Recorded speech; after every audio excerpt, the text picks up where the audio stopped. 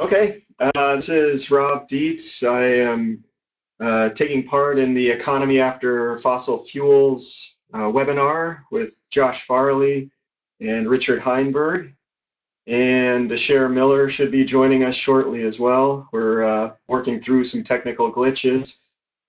Josh Farley is a professor of ecological economics at the University of Vermont. Author of the Ecological Economics textbook by him and Herman Daly.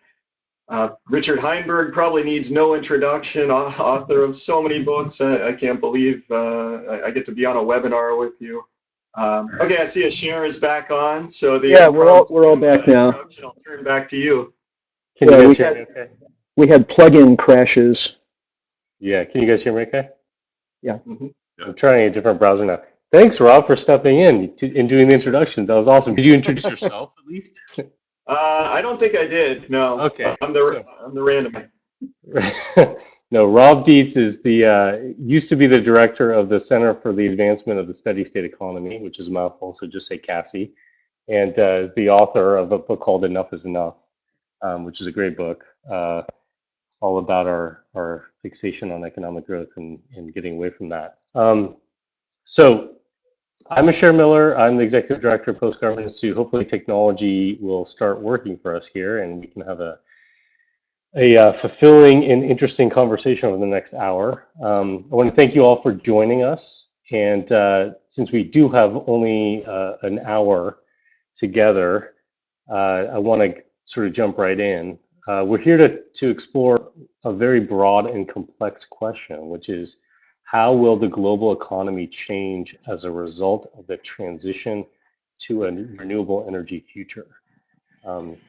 As I said, it's a very, very big topic. So we're going to jump right in a second. But first, I want to give a little bit of context.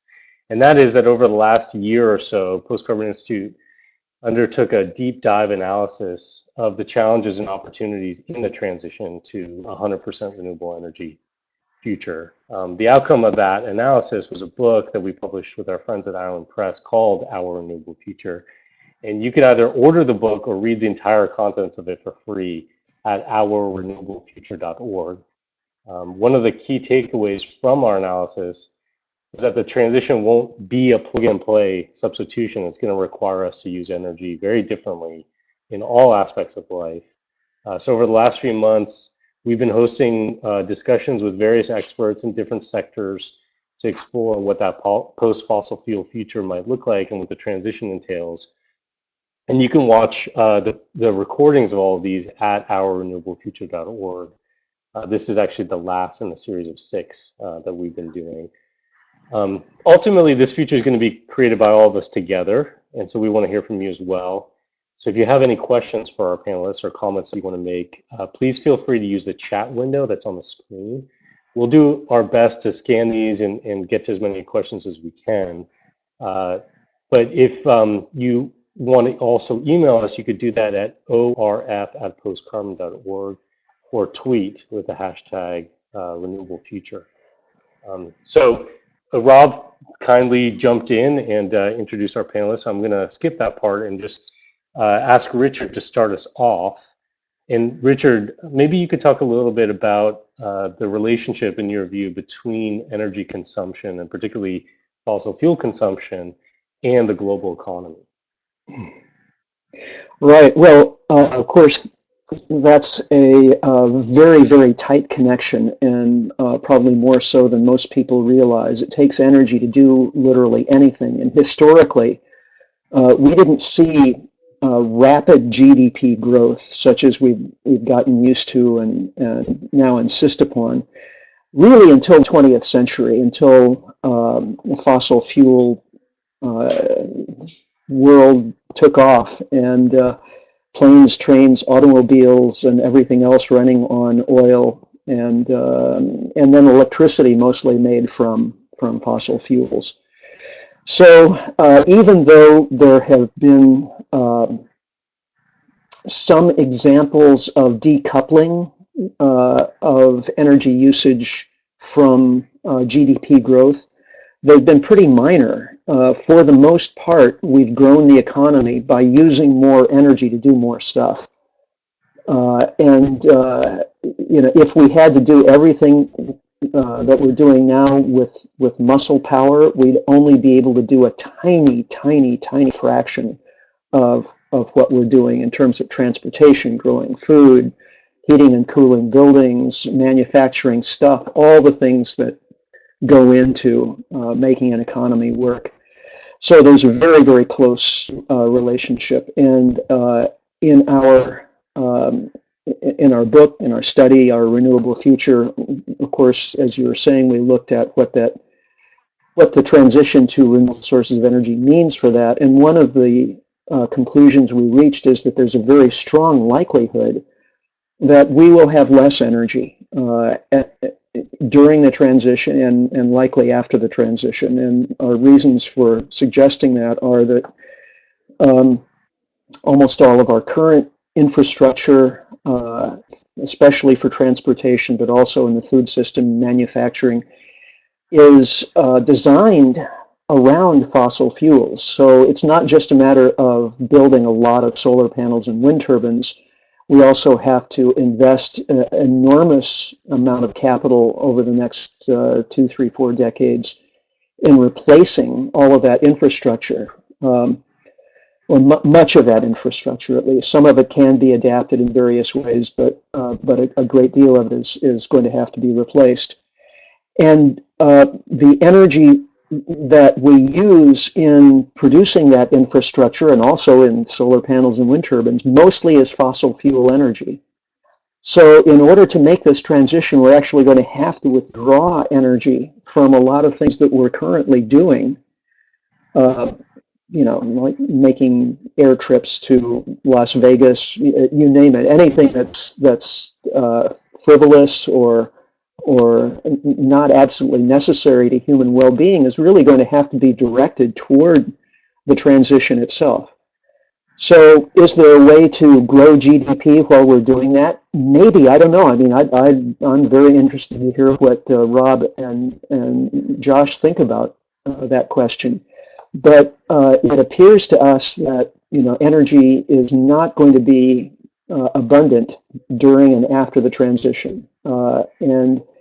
Under those circumstances, it's hard to imagine the kind of economic growth that we had during the 20th century with enormous amounts of very cheap fossil fuels coming available. Thanks, Richard. So if Josh, I want to get to you now. If our economic system is so dependent on growth, which it is, and so much of that growth is dependent on consumption, and so much of that consumption has been dependent upon the use of fossil fuels and other resources, and if what Richard just discussed is possibly true, and that is that we can't assume that overall energy consumption will grow, and in fact it may decline in this transition to a renewable energy future. Maybe you could talk a little bit about what you think are some of the implications of that for the global economy and growth as measured by GDP, which we seem to be so fixated on. So there's two big elements here. Is one thing, what can we achieve as a society, and another is how does our economy work? And it's pretty clear right now that when our economy doesn't grow, we get a lot of misery, poverty, unemployment, real serious problems. That is really a relic of the policies we use, which stems from how we define our goals. Our economic goal right now is defined as continuous growth. So a recession is 2 consecutive quarters with no growth. When we have problems, we strive to get growth going again. And if we're focused on that as our sole problem, we're in dire straits because, as Richard pointed out, we need energy to do work, and it takes energy to grow our economy in most concrete ways. So if we redefine our goals, we can target our policies to have actually a degrowth economy, one where we're consuming less and using fewer resources and still have a thriving system. And that would take a long time to explain the whole details, but in terms of going back to this idea of what can our society achieve. So we know empirically what society was like when we used way less fossil fuels. We know that in 1960, per capita consumption in the US was less than 1/3 of what it is today. which means that using modern technologies, we could achieve that standard of living with presumably 1/3 of the fossil fuels we used. If we were as efficient at using fossil fuels as they are in Europe, which is about twice as efficient as we are here, we could probably have an 80% reduction in our fossil fuel use and attain a 1960s standard of living. And then if we have policies in place that stimulate, better uses of energy and better technologies, I think we could actually do considerably better than that. But this is abandoning our current goal. So this other thing they talk about, the Stern Review on climate change. You get these really good economists together to try to figure out what are the impacts of climate change. And they argue that we could deal with climate change by investing 1% of GDP per year, and that would force us to accept a standard of living from 6 months ago, which is really, things weren't that horrible back in, last May, or I guess June now. So that, but I actually think that's pretty much a fantasy to think that we could transition to a post-carbon society with 1% of our GDP. I think it would actually take drastically more. But that's why I point out that we know empirically that we could get a 1960s level of consumption, consuming 1/3 of what we consume today. One of the really perverse things about this, though, is what we really focus on is GDP growth. And again, we know empirically when there was a slight decrease in the production of fossil fuels in 73 and in 79, the price skyrocketed. It's the price times quantity that contributes to GDP. So when we have an essential resource, it means we want it no matter what. When the quantity goes down, some people will bid very, very high for it. And so as our measure of GDP, if we have less of essential resources, the contribution of those to GDP goes up. And I just wanted to make that point to say that GDP is such a perverse measure of well-being in every way that, in my view, GDP is actually a fairly excellent measure of costs and a fairly terrible measure of benefits. And it's explicitly a measure of what we pay to purchase things. So we can dramatically, so for example, in my house, I've put all these investments in to make it more energy efficient. Every one of those actually has a positive return on money invested, which means that I am reducing my contribution to GDP by making my house more efficient, by definition. And there's enormous opportunities to do this type of thing. This idea that we would go somewhere and take 5,000 or 2,000 pounds of metal with us. It's just absolutely a perverse notion that we have so much energy. Energy is so abundant that we use it for the most frivolous and silly things. And I actually believe that it will take a lot of resources or a lot of effort to change our economy to make it more sustainable, but a lot of the benefits, or a lot of the change are going to be benefits to our lifestyles. Our current, humans evolved to be extremely active. And some people say that exercise helps get rid of depression. It's not that exercise helps get rid of depression. It's that we were born to be exercise when we engage in sedentary transportation and, cars and, flying around everywhere. We stop exercising. It's lack of exercise that makes us depressed. It makes us less healthy. It makes us function less well. And there's a short time. I don't want to go on too much. But my view is that the challenges of transitioning to a post-carbon economy are much more than a lot of economists lay out. But it's not a question of sacrifice. We are using so many resources and so much energy that in many ways it undermines our quality of life. And through the transition, a lot of things will become better. And I'm not saying it's going to be all better. There will be some challenges that we'll have to come together as a society to face and overcome. But my view is, too, that that's one of the most rewarding and fulfilling things we can do as a society, is to come together to overcome these, grand challenges. And I really think we can do this in a way that makes life better, not worse, and certainly far more sustainable and better for future generations. Thanks, Josh. But as you said, you give the example, the investments that you made into your house, and that those investments actually take you out of contributing to GDP. But GDP is the thing that we seem to be fixated on growing, and that there are real consequences when we don't do that. So I'm curious, Rob, if you could talk a little bit about alternatives to the current sort of growth-dependent economic system. I know that in mainstream thought, certainly mainstream political thought and mainstream media, people have a hard time even conceiving of anything outside of that growth-based economic system. But it hasn't been around for that long, as Richard and Josh talked about. So, and I know that there are people who've been looking at alternatives to that system. So maybe you could talk a little bit about what those are. Yeah, to break it down as simply as possible, there's really three states you can have when it comes to the size of the economy, right? It can be growing, it can be contracting, or it can be relatively stable. And if you follow the science and the monitoring efforts that are going on out there, it becomes clear relatively quickly that we're in a state of overshoot right now. We've grown the economy beyond the capacity of the earth to support it. And so we're kind of eating our lunch here and eating into the possibilities of future generations. So we know we've grown too far, and we've got to come back away from that overshoot. Now, so if endless growth is not sustainable, well, really neither is endless contraction. You're not going to shrink the economy forever. The idea is, let's find a scale of the economy that's commensurate with the planet that we inhabit. You've got to get the throughput of materials and energy to a spot, it's not going to be completely flatlined or stable, but within some range that year after year the earth can regenerate the resources that we're using.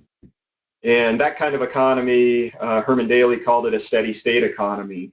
And just like Josh said, I think there's going to be some pain in that transition, the transition from fossil fuels that allowed all that growth to a renewable energy economy.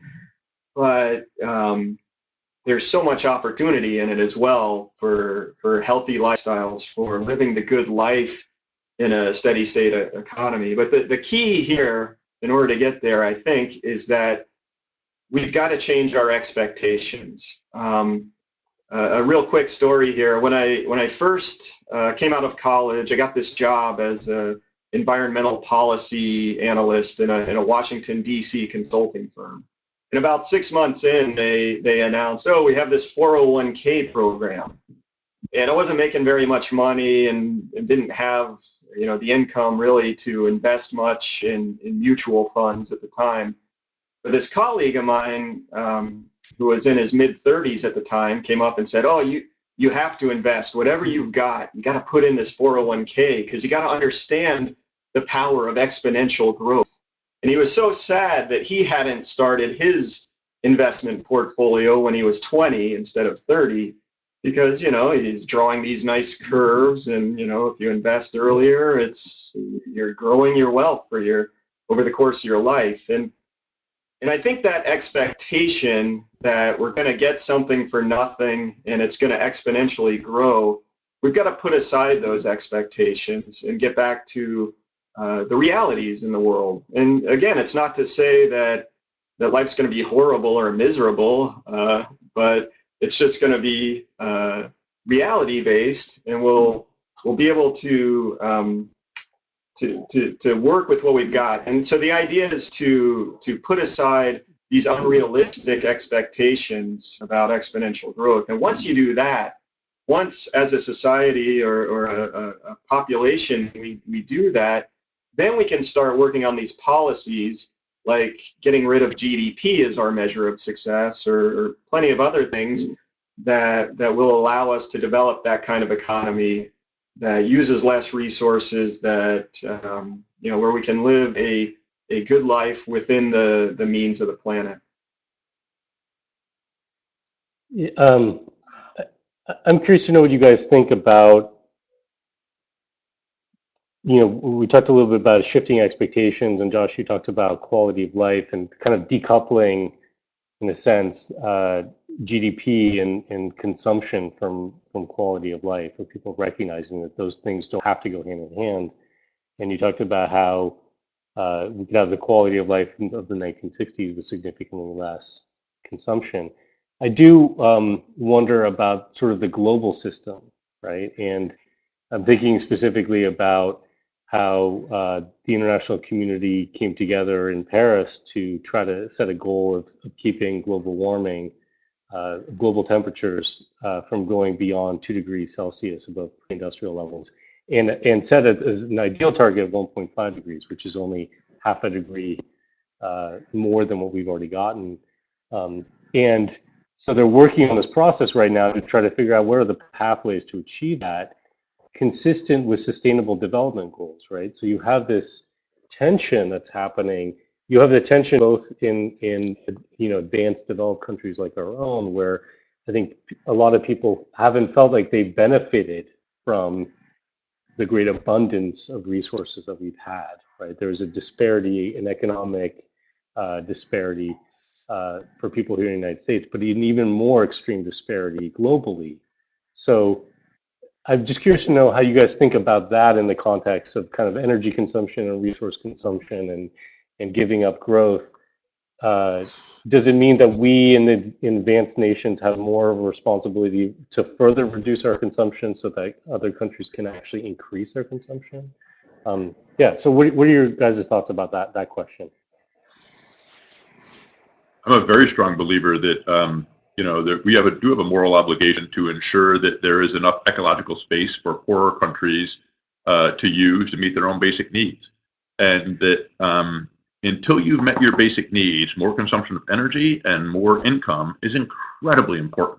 I mean, you really do have to get food, shelter, clothing, all of these things, but you quickly reach a point where beyond the basic needs, there is very little evidence that increasing consumption, increasing energy use makes us in any way better off.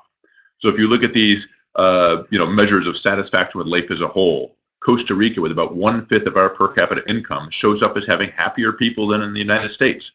And that really we are using huge amounts of resources that gives almost no additional benefit to us in the wealthy countries, and depriving poorer countries of those resources and at horrendous cost. So, and all this boils down to it creates a less stable global economy, and it creates people fleeing from their countries, trying to emigrate to the richer countries. It creates a huge amount of disturbance and really undermines quality of life, the inequality. So we always had this idea that we kind of a zero-sum game, and I think this stems a lot from the fossil fuel economy. If we burn a barrel of oil, there's no way another country can use it. So you can have private ownership of the barrel of oil. My use leaves less for others. We're competing for it. And our whole capitalist economy has evolved together with Adam Smith's Wealth of Nations was 1776, and that lays out the framework of the modern market economy. James Watt's patent on the superior steam engine was about 1776, and the first use of steam engines was to pump water out of coal mines to create the fossil fuel economy. So these things emerge together. Our whole global economy has evolved is one where we're competing for these scarce resources. And so we have this mindset that we're in competition, that if we do things to help the poor countries, we're worse off. And here's where I think the transition to an alternative energy dramatically changes this. In that no matter how much energy, solar energy we use, it doesn't leave less for other countries. So there's no competition for the resource itself between countries. What's required is information, is knowledge. We need to develop better technologies to capture the solar energy without using the heavy metal, or the rare earths and these other polluting, we need less polluting forms of solar. And if we share those ideas with other countries, first of all, their scientists will make them better. So rather than competing for a barrel of oil, I get it, you don't. For alternative energy, I give it to another country to use. They improve on it. I get something back better. Also, sharing, new sources of energy can help these poor countries develop. And if we share with them alternative energy sources, a lot of economists talk about free riding. If we do the work, we invest in the technologies, give it to other countries, they're free riding. They're taking advantage of us. But with alternative energy, it's exactly the opposite. Because if we give them the knowledge, the technologies, or if we get that from China or wherever, if we share that knowledge, the more people to use it, the better off we are. There's no free rider problem. So I actually think going into this alternative energy, we're transitioning into an economy that is going to be more based on cooperation, less on competition, and solving our challenges together is going to, the better we develop technological challenges to our problems and share them with less developed countries, those countries are better off, we're better off. It's not a zero-sum game. But ultimately, I do think we will, in the developed nations, have to have truly dramatic reductions in our level of energy use and resource use in general to create that ecological space for the poorer countries to expand into. And one final comment here is there's a lot of talk about using market mechanisms. Let's put a price on carbon, let's limit carbon, and use the market to ration the access of the resource to those willing to pay the most. And again, for essential resources, it's very well known in economics that rich people, people with a lot of money, have incredibly inelastic demand. No matter what the price is, they keep consuming it. Poor people, when the price of an essential resource like energy or food goes up, they will consume less simply because they cannot afford it. So if we use market principles, put a price on carbon, and allow that to determine who gets to use it, the largest percentage reductions are likely to be among the poorest people who did least to cause the problem and who get by far the most marginal benefit from additional energy use. And just to give a concrete example, we saw empirically 2007, 2008, the price of staple grains doubled worldwide. Americans didn't even notice. We didn't decrease our consumption of staple grains at all because we're very wealthy. We have inelastic demand. We're willing to pay for it. Poor people, poor countries saw a 40 million person increase in chronic malnutrition. We saw rioting and political upheaval in a lot of Africa. And we're being told that markets allocate resources efficiently to those who value them the most. But in this case, if for essential resources, we allocate to those who are willing to pay the most, typically those who consume the most, typically those who get the least additional benefit from it. So I do think this transition is going to require significant transitions from our competitive so-called free market economy towards a more cooperative economy, not based on ideology, but based on the physical characteristics of the resources. It's a new source of energy that improves through sharing knowledge, and we gain more benefit, more people who use it. And so I really think that as we transition to this energy future, it's going to require fundamental changes in our economic system and the relationship between wealthy and poor nations. Gosh, yeah, I really agree with Josh on that point you made early about the moral imperative of the nations that have been consuming the most to dial it down so that those who aren't meeting basic needs have a shot.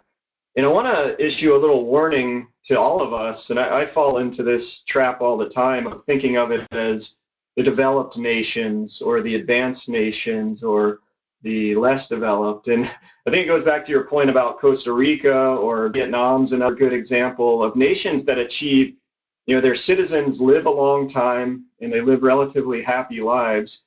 And they achieve these long and happy lives with a very small ecological footprint, a footprint that's within their share of the biocapacity of the planet. And so who is the advanced nation here, really? And so I tend to think of it as the high consuming nations. So, what are the high consuming nations like the United States going to do to get out of this dilemma? And I sometimes I think the only thought that comes to mind is who in the world knows? I mean, recent political events would, maybe give a hint, but I think the key is something that you guys at the Post-Carbon Institute focus on a lot, and that's localization. We've got to have economies that focus more at the community scale than at the global scale. We may still need some governance from these larger scales so that we're all the communities together are within some sustainable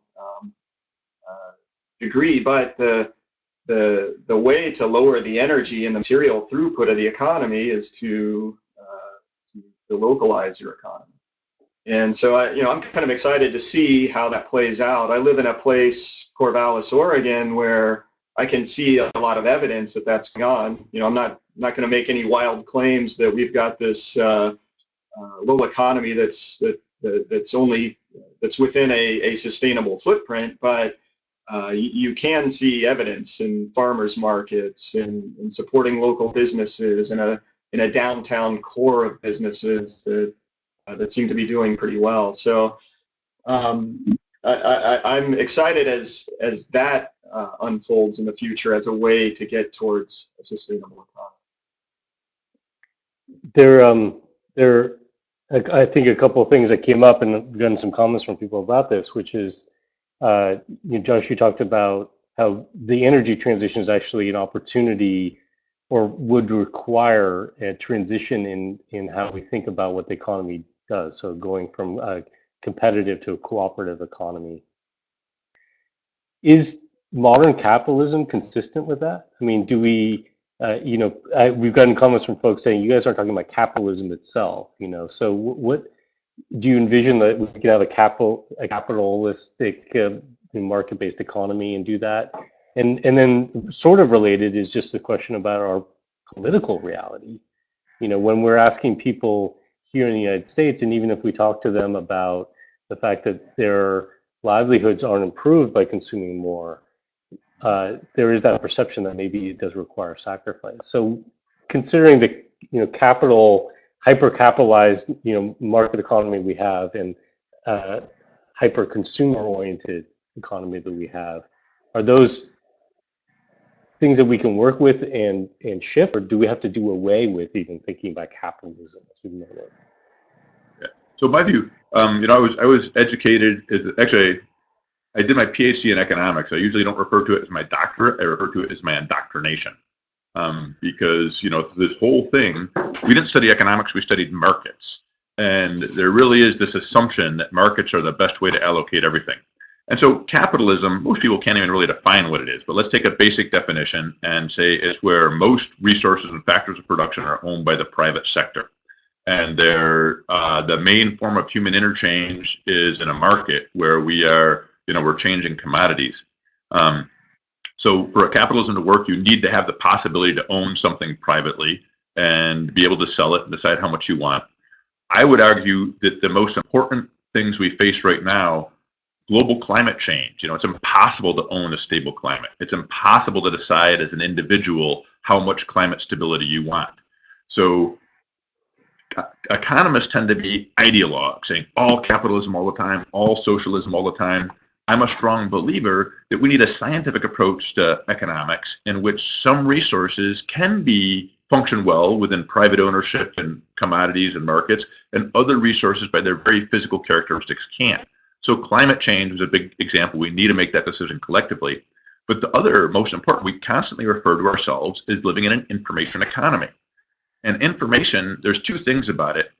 First of all, if you're thinking purely, within a capitalist framework, so information to develop a new alternative energy or some new technology takes huge investments in developing the new breakthrough technology. And that's what we call a fixed cost. So really high benefits, really high expenses, but it can be shared freely in the internet age at almost zero cost, which we talk about as low marginal costs. And for resources that have these characteristics, they're natural monopolies. You don't want 10 different corporations competing to develop the alternative energy. The first one that develops it puts a patent on it, keeps it all for itself, and much of the research or the other corporations is lost. What you're doing is you're replicating fixed costs. It would be as stupid as having free markets in water. So we'll have 10 reservoirs, 10 water mains, 10 pipes of water going into my house. That would be a ridiculous replication of fixed costs. You want to have a single provider. When scientists actually share information, they develop new ideas faster. So in an information economy, as an economist, I think, well, what's the cheapest way to develop information? That's sharing it, because we know it improves through use. How do you direct information in the direction you most want it to go? Private corporations are going to develop information on things that they can monopolize, keep control of, and they don't really care about protecting the environment because those are shared costs. They don't care about helping the poor because the poor have no money. So they don't invest in research and development in technologies that achieve those goals. And so they create the wrong technologies. But finally, once you have information, It improves through use. If we develop any green technology, its value is maximized when we allow everybody to use it for free. So if we develop some super clean alternative to fossil fuels, it's decentralized, cheap, we put a patent on it, we use the market, we put a patent on it, we keep others from using that knowledge, they'll keep burning coal because that's cheaper. We are obviously better off. The value of the knowledge is maximized when it's freely available to all. This means that capitalism is not the appropriate way to manage knowledge or an information economy. It means we need collective investments. We can't leave it up to the private individual to put in the resources and not get the return. We need collective investments in the knowledge. Firms can then compete to produce that technology at the lowest possible price.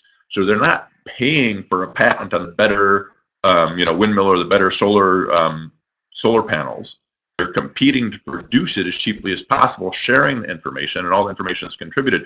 So my view on this is that there are a huge number of challenges we face, ranging from developing green technologies to climate change to biodiversity loss, that absolutely do not fit into the capitalist economy. This is not to say that capitalism has no place. There are other things that do work fine, that can be privately owned, that are depleted through use. We can use price rationing. So I am, what I'm really basically saying here is that we do need to have a scientific approach to economics and not base our views on ideology, all markets all the time, which squelches the conversation. We can't even, once you say you're not don't believe in all markets all the time, other economists won't even talk to you. And Americans will get often pretty furious too. Gosh, I want to hear from Richard. After I read End of Growth, you talked at the end of that about what's next, and I want to hear kind of your summary idea of that. Right. Well, if we are, as I believe, approaching the end of economic growth as we knew it during the 20th century, and I think there are even some mainstream economists who are starting to at least toy with that idea because the data are kind of shouting it. If that's true, then capitalism faces a challenge. It doesn't necessarily mean the end of capitalism. Capitalism, I think, can survive in a contracting economy, but it does so by further concentrating wealth and making even more people miserable.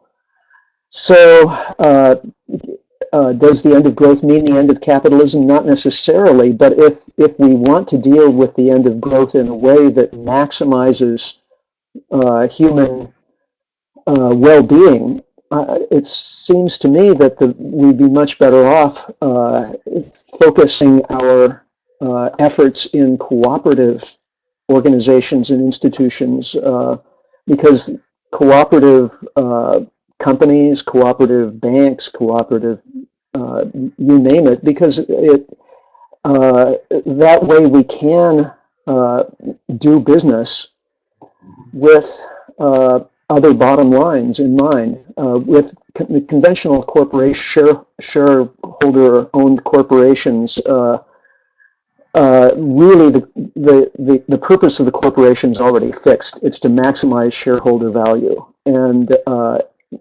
questions of equity or environmental safety and protection and so on, those are very secondary. Whereas in a co-op, the members of the cooperative decide together what their priorities are, and they can very well include issues of equity and environmental protection. So that's just one of the issues that I talk about in that last couple of chapters of End of Growth. Yeah, thanks. I wanted to add too. Josh, you started your answer talking about most people don't even really know how to define capitalism, and I think one of the areas or one of the ways that people interpret capitalism nowadays is the financial markets. When they think capitalism, they think of the banks, they think of Goldman Sachs, investment, and I think that is going to change pretty drastically. I think the the meltdown in 2007, 2008 was a precursor to, there's more of that to come. You can't have the banks concentrating that wealth and kind of, I think of financial institutions, they're really a cost of getting money to the places that it needs to go to ease transactions in the economy. And as such, you want to minimize that cost. You want to keep growing that sector and making it bigger and bigger, because then it just becomes like a leech on the economy. And so I think we're going to see a change in that. And I maybe I'm simplistic, but I really don't understand some of what seems like just gambling to me within that sector of the economy. It seems to be about, if I can find some glitch or flaw in the system and exploit it and make a gazillion dollars, then that's what I'm going to do, and that's a good thing to do.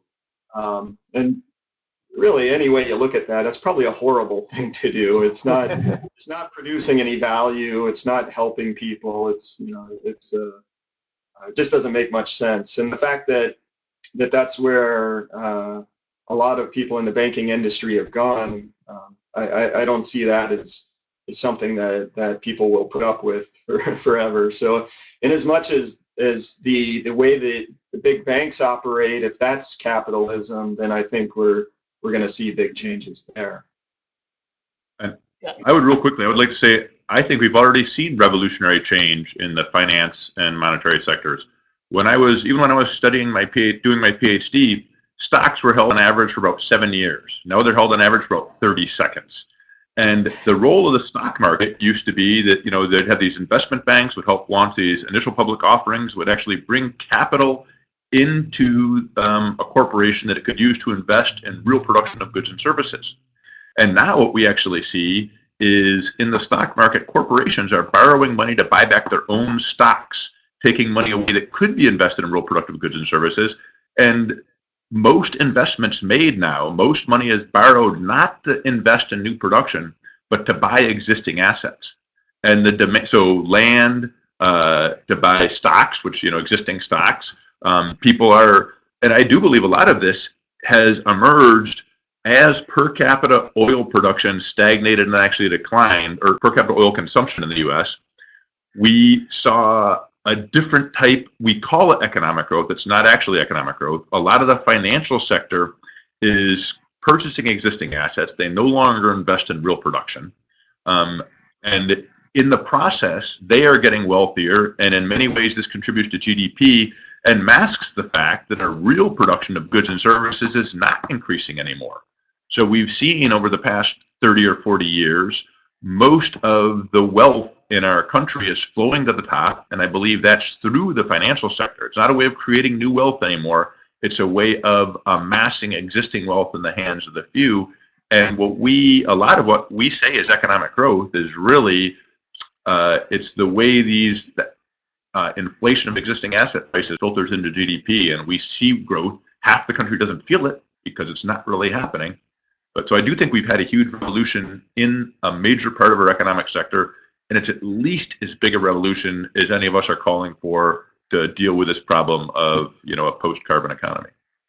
So being mindful of time, I want to shift the conversation to talk about, even though this can seem daunting and almost illusory, how do we actually get there? What are the concrete either examples that we can point to from other countries or even communities maybe in the United States where either the cooperative economy is flourishing, or countries are looking at different measurements of well-being, or there are examples of what you talked about earlier, Josh, of certain resources, certain elements of the economy being recognized as needing to be held in trust or cannot be left open to the market. So what out there are you seeing that are kind of guideposts for us in terms of where we can get? And what other ideas might you have for people who are participating in this conversation or listening to it later that are tangible ways for them to get involved? So those are kind of the two questions, and you can take them any way you want to go. Rob, let's start with you. Wow. So, one of the one of the things that came to mind immediately to answer this question is how hopeful it's been that some countries are amending their constitutions to hold nature as a sacred, that access to I don't even know how to say it, unsullied nature, that the ability to experience nature in its grandeur is a universal human right, and adding that to their constitutions. I know Ecuador is one of the countries that did that, and you look at them on the Happy Planet Index. That's another country that has long life expectancy, relatively high degrees of well-being, and a small ecological footprint.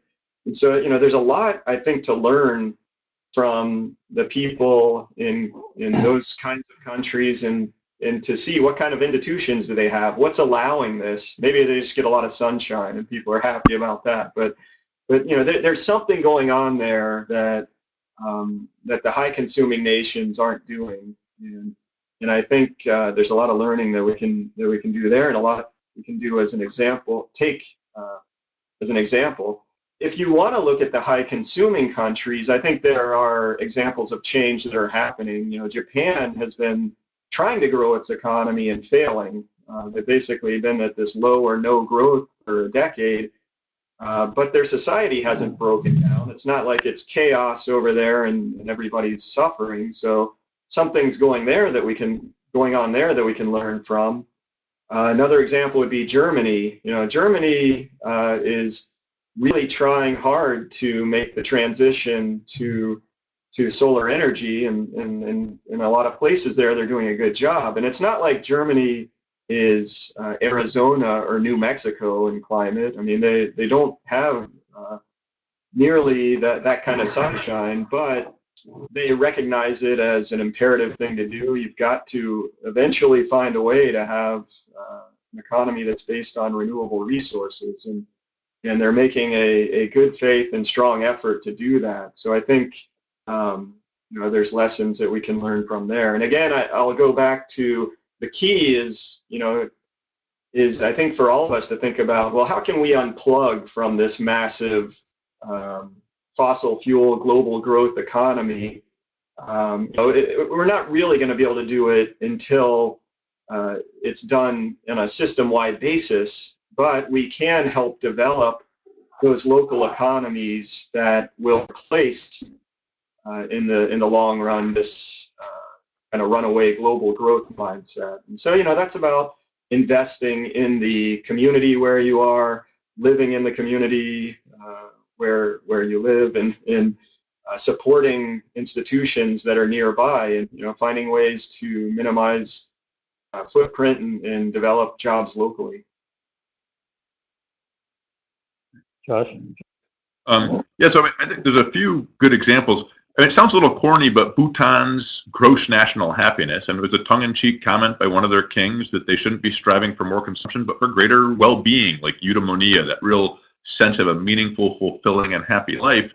And they've, established 9 domains in which people have to get a basic minimum, and then they satiate. You need to have, so you want, good government is one of their domains of happiness, and food security and education. And they take this view that, once you've met your basic needs, you've had enough. You don't need more. The country is shifting to 100% organic agriculture in the near future, which ultimately, our agriculture can't depend on non-renewable resources. It has to shift towards renewable resources because they're going to run out, and it's the biggest threat to global ecosystems. But I think Bhutan's, the basic goal of saying that we're not striving to always increase consumption, but we're striving to fulfill, satisfy basic needs across a broad range of domains, I think is really important.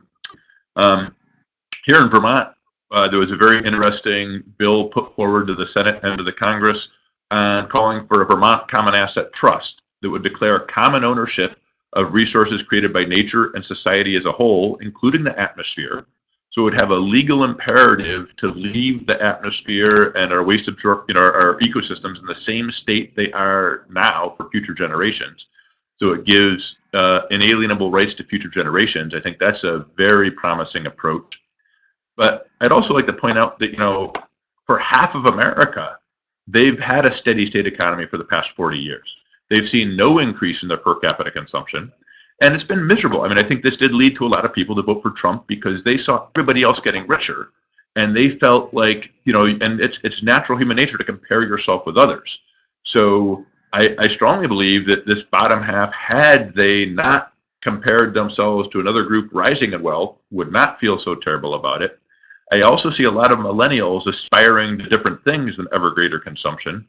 And one of the things we can do, I think, is really, you know, I think one of the promising things right now when we're talking about this future, we have this doom and gloom scenario. If we don't do this, we're going to get, you know, runaway climate change and society is going to collapse. And people don't buy into that doom and gloom scenario. You really need a hopeful, positive vision. And though in general, I can't stand a lot of their philosophy, I think some of these eco-modernists have made the point that, you know, Martin Luther King didn't give an "I have a nightmare" speech. He gave an "I have a dream" speech. And what I think we can do is, individuals even, is to think about what type of world we would like to live in the future, do our best to live in that future, to transition there ourselves, to, you know, so, you know, I try to do a lot of this at my home, you know, turning my yard into food production, which I think is a blast. I love doing. Not having a car, which, you know, the high point of my day is riding to and from work. It's one of the high points. It's a wonderful thing. But the thing is and when you do this, it takes so much less money. You save tons of money, you know, so we feel fabulously well-to-do as a family. And but to move towards the society you want to live in and have a better time than other people. I really do see a lot of people focusing on enjoying their lives and enjoying themselves in a much simpler world. And I really think it's something we can definitely do. It's you know, to really be grateful for what we have, which is more than, you know, in all of human history. We are the top 1/100th of 1% in terms of life expectancy and lack of violence and wonderful lives. And if we really thought about those things and appreciated them and aspired to those, you know, those things instead of more wealth, I think we could set a great example. This is a path we can take and have a great time doing it. I mean, it sounds a little bit like a flaky answer, but Richard? Right. Well, thanks for the pep talk, Josh. I want to say something that's maybe a little bit more of a downer, which is that, you know, in our look at what it would take to get to 100% renewable energy future, it was really clear that if we were going to do it with the least amount of disruption and sacrifice, it was going to require massive investment in new infrastructure, post-fossil fuel infrastructure. And right now we're seeing the transition to a new administration that appears bent on making massive infrastructure investments into a fossil-fueled infrastructure. So not only is that putting off the investment that's actually needed, but it's maybe making it a lot harder for that to happen because all of this capital is going to be used. We'll have all this brand new infrastructure that will still need to be replaced. It just makes the whole situation much more difficult. So the only way I can see forward in this mess, frankly, is to focus more at the local level. And there are some excellent examples around the country and around the world of communities, cities, states, doing really sensible things with regard to energy, climate, agriculture, industry, trade, et cetera, et cetera, et cetera. Locally owned utilities. Here in Sonoma County, we have the Sonoma County Clean Power that is preferentially investing in renewable energy sources. It's not because, you know, that's going to make them the most money, but it's what the organization believes in, and it's extraordinarily successful so far. Some of the most innovative climate policies are happening at the local level. Local food systems, on and on and on. We could talk about this for some time, and on our website resilience.org, those kinds of efforts are featured on a daily basis. But if you've got a federal government that's going in absolutely the wrong direction, I think it's rather than just throwing up our hands and saying, well, there's nothing we can do, I think we really, it's even more encouragement for us to work with our friends and neighbors locally and make some examples, maybe resist in some ways some things that are coming down from the top, but also build what's actually needed. Yeah, gosh, sorry, go ahead. I was wondering if I could just say something about that.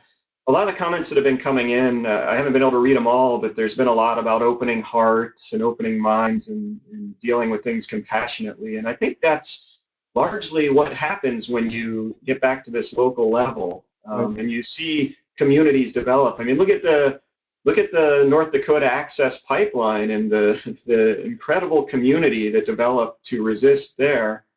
And right now I'm living in an intentional community, and I think as a group of people, we consume a lot less resources and do so much more thoughtfully by trying to live a sort of village life.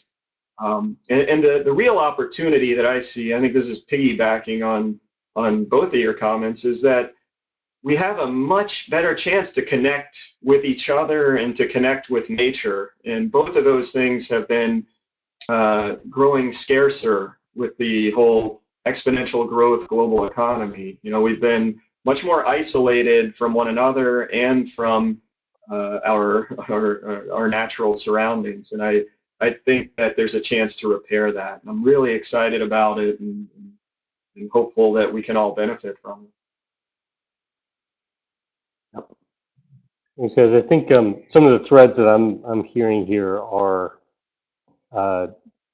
the need to build more of a cooperative mindset and recognizing that there are things we just can't leave to the market to determine, and that a shift in values and priorities from material possessions and consumptions towards experiences and well-being, and then recognizing that everyone needs, in order for us to thrive, everyone on this planet, and I would probably argue other species as well, need to have minimal quality of life met, right, for everyone, and that's in our self-interest. So it does seem that there's this mental shift that needs to happen, and that the lessons that we might need to learn here are actually coming from places like you mentioned, Rob, that they're not less developed, right? They're